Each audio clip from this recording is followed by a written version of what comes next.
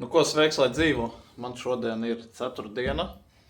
Es esmu nostrādājis darba dienu, atbraucis mājās, pasnaudis kaut kādu laiku. Māja pilna ar ēdienu, sievas māte ar sievastāvu atlidojuši ciemos. Un rītā man jāiet mašīnai tehniskā apskate. Īsnībā tie, kuri man seko TikTokā, tie zina to stāstu par to traģikomēdiju, par maniem diskiem un skrūvēm, un kā tas viss beidzās, un kā es vedu uz servisu un vispārējo. Jā, un tad man te no servisa kur iedeva piemiņu, kā viņš tur bija maucis vaļā. Jā, man sieva atsūtīja bildes, tas bija vienkārši kaut kas, kur te ir, piemēram, visas viņas aprautas, jā. Reku viņam lūza, bet tad, kad man sieva atsūtīja bildes, noteikti es tas jau iemetis, un tu redzi, man sirds sāk asiņot, ka es redzēju, kas ir izdarīts ar diskiem, un tie arī zina par tām izmaksām, kas kopējs maksā 2 reiz, un visu pārējo, ko es tur teicu. Tad viņš man iedeva šito te, viņš teica, ka šī ir 20 gadus viņam veca, un te var redzēt, plaisa ir aizgājusi. Viņš saka, visu vienmēr bija turējis, bet tavi diski salauza viņu. Jā, diezgan traks stāsts bija ar tiem diskiem, bet kā jūs teicu, es par to neiedziļināšos. Bet vairāki cilvēki prasīja, lai es pastāstu, kā ir iet tehnisko apskati Vācijā.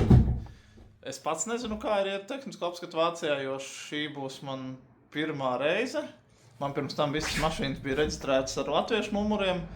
Un šī ir pirmā mašīna, ko mēs piereģistrējam Vācijā.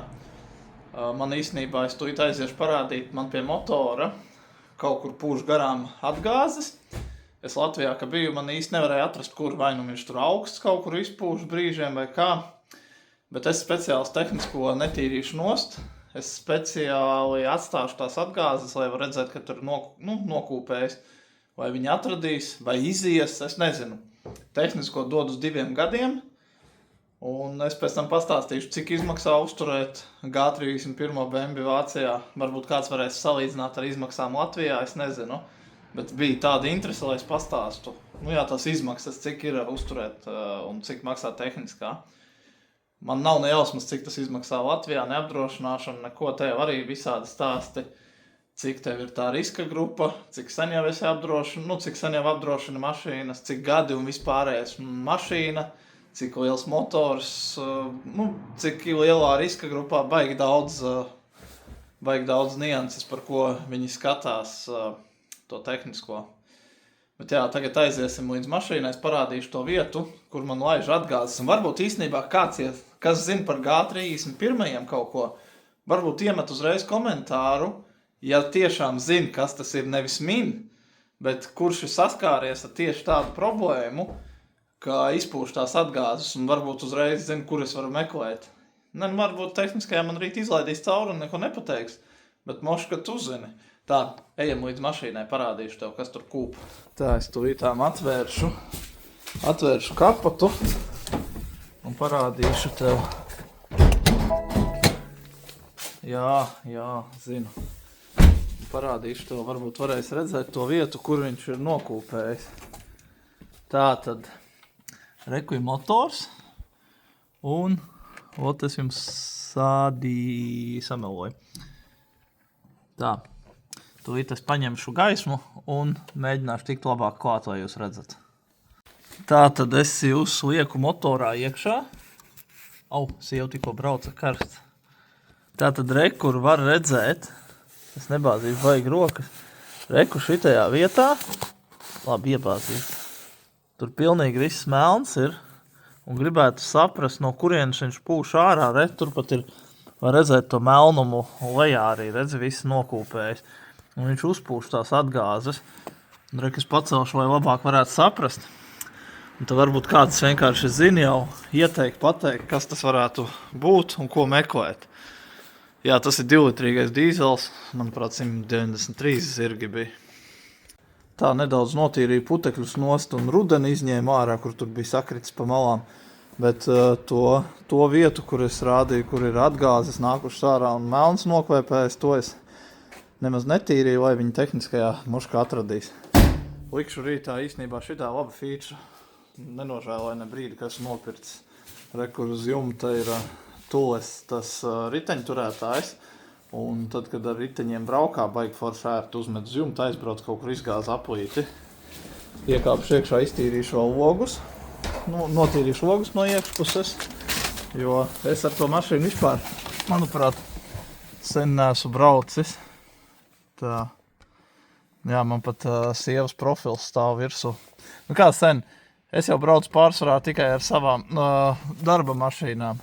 Un tad sanāk, ka es ar vieglo izbraucu šad tad brīvdienās. Pārējo laiku brauc visu laiku sieva.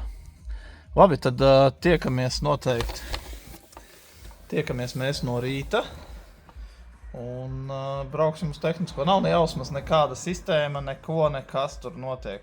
Vienīgais, ko kolēģis man ieteica, viņš saka, kāpēc tu negāji tajā pašā TÜV Nord, kur ir tehniskās apskates stacijā, ir arī tāds, bet uz servisu.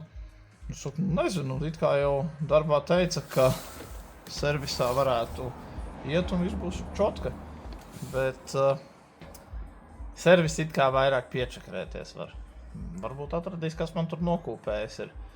Tā kā redzēs, tiekamies no rīta un pastāstīšu tad arī, cik maksā apdrošināšana un vispārējais. Varbūt kādam interesanti salīdzināt ar Latvijas izmaksām. Davai, tiekās no rīta. Čau! Bet vienu gan es aizmirsu pateikt. Visi šitie gudrinieki, kuri sūdz bembis, sūdz vēl kaut kas šito met ārā, tos komentārus varat nemaz nerakstīt. Man besī šitās te mašīnu salīdzināšanas, bembis, auģiks, mērs, man pie pakaļas. Kamēr es neprasu kādam naudu remontiem, tikmēr vai liekās mierā. Man šitais riktīgi besī. Tā mašīna sūdz. Vienam paveicās, vienam nepaveicās. Tā kā, davai, tagad gan tiekamies no rīta. Čau! Labrīt no rīta, tātad dodamies uz tehnisko apskati. Uzliku uz jumta. Rekur uzliku uz jumta savu cisku drilli, jo man nav ne jausmas, cik ilgi un kā tur iet. Ja nu gluži jābrauc apakaļ, tad man 8 km ir līdz mājām. Un tad varēšu šitādā sastāvā viņu aizvest uz turieni, noņemt nost un atskriet apakaļ līdz mājām. Tā kā, jā. Tikko ieskrēju pirmā, uzpumpēju vēl fiksi riepas, piepūtu spiedienu klāt, jo sieva vakar brauca, viņa teica, ka tam ziemenēm pa maz spiedienu rāda. Tagad ceļā uz tehnisko. Kaut 8 km man sanāk no mājām, tur, kur es iešu, redzēs, ja man tā mašīna jāatstāj. Es nezinu, man kāda kārtība. Citur ir tā, ka tu atstājas stundu, divām. Citur sēdi, gaidi pusstundu. Un tad es vismaz varēšu ar ritenim izāt mājās, tāpēc uzliku uz jumta. Ja tu būšu klāt, tad jau pastāstīšu, kā tur veicās tālāk. Tā arī ir, kā es teicu, ka jāatstāja mašīna šeit ir. Un tagad labi, ka paņēmu no darba vēl darba cimdus. Savādāk rokas būtu salšas mājās, savus neatradu. Paņēmu braukšu ar darba cimdiem. Un jā, mašīnu noliku. Atstāju, riteni nocēlu. Un īstenībā pastījos, kur stāv tirgošanā T-Cross. Es īstenībā kaut kad domāju mainīt pret Volkswagenu busu. Bet šitais ir galīgi mazs, pastījos iekšā vietu. Un cena arī 22 000 maziņš. Un 22 000, nē. Jā, rekur savēju nolieku un dodos uz mājām. Pēc tam pastāstīšu, cik tas izmaksāja, ko teica un ko teica par to motora kūpēšanu. Bet es vēl neesmu atmetis domu, ka bembi mainīt pret busu. Baigi patīk kaut kur aizbraukt tālāk. Busā forši iemet matračus, izgulies un viss ir kārtībā. Labi, tagad vīlāju uz mājām. Rokas jau tagad salst. Drošība pirmajā vietā. Ieslēdzam gaismu. Nu ko, pie viena arī rīta rosme. Ar nosalušu degunu. Bet forši iekustēsimies. Mašīna gatava, tehniskā izieta. Tūlītām gribēju braukt ar riteni, bet pēc tam pārdomāju, piezvanīju uz darbu, paprasīju, lai mehāniķis aizroja manu līdz tam servisam. Un tūlīt redzēs, ko kas kā, bet viss izdarīts. Un tad pastāstīšu, cik tas izmaksāja un cik izmaksā apdrošināšanas un vispārējais nodoklis tādam. Jā, es jau kā teicu, es varu pastāstīt par tieši konkrētu šito modeli. Es nezinu par pārējiem, tur arī droši vien iedalās. Tomēr stāžs, mašīna, motori un viss pārējais, kāda riska grupa. Braucam pakaļ mašīnai. Tā mehāniķis man apčakarēja, tūlīt atbrauks viens cits darbinieks un aizvedīs mani. Mehāniķis vienkārši uzmet. Man gaidu darbinieku un braucu pēc mašīnas. Tātad tehnisko apskatu esmu dabūjis, viss kārtībā. Tā mašīna izdzīta ārā jau ir. Re, kur ir jaunā uzlīmīte. Jaunā uzlīmīte mums ir iedota līdz 27. gada. Re, kur ir tagad, 12. mēnesis. Līdz ar to tehniskā apskate 2 gadi derīga. Un tūlīt izstāstīšu, kaut kur piestāšu smukāk, izstāstīšu par izmaksām, ko man tas izmaksāja. Tā es novācīšu to lapu, lai nevar redzēt to servisa vārdu, bet man tehniskā apskata izmaksāja 169,01 €. Tātad apgāzu. Tas ir tā kā emisijas klases, izmešu visu pārbaude 37 €. Un tas ir galvenā pārbauda 124 €. Jā, viss kopā 169,01 cents. Par apdrošināšanām šitādai mašīnai man ir pilnais kasko. Man pagājušo gadu, visu šito gadu bija 157 € mēnesī. Un man ir pilnais kasko, man vienalga nozog, nodeg, vienalga, kas izdara. Es kaut ko nobraucu kaķi uz ceļa, un man īpašnieks pasaka, ka es esmu nobraucis viņa kaķi, un pieprasa kaut kādas samaksas pat par to. Tur var būt kaut kādas pretenzijas, un kas kaut to sēdz. Tad ceļa nodoklis un tas dīzeļa nodoklis man ir reizi gadā jāmaksā. Reizi gadā 360 € atvelk no mana konta. Brīdī, tad, kad es reģistrēju mašīnu sevi, respektīvi, tas ir man februāris, laikam, februāra beigas. Jā, man 2 gadi jau ir, 2 gadu laikā, cik es esmu noskrējis ar viņu, es jums pateikšu. 45,000 km. Tā, 2 gadu laikā 45,000 km. Šis gads ir diezgan vairāk bijis, varbūt arī tāpēc man tie diski pieēdās. Es nezinu, cik ir izmaksas Latvijā tādai mašīnai, bet, te jau salasās. Bet, katrs izvēlās pats. Man kaut kas teica ārprāts kādas izmaksas. Tu taču varētu braukt ar kaut kādu 4. golfiņu un būt laimīgs. Es nezinu, es esmu laimīgs braucot arī šito. Man patīk. Man patīk tas komforts, ērtums, ko viņš nodrošina.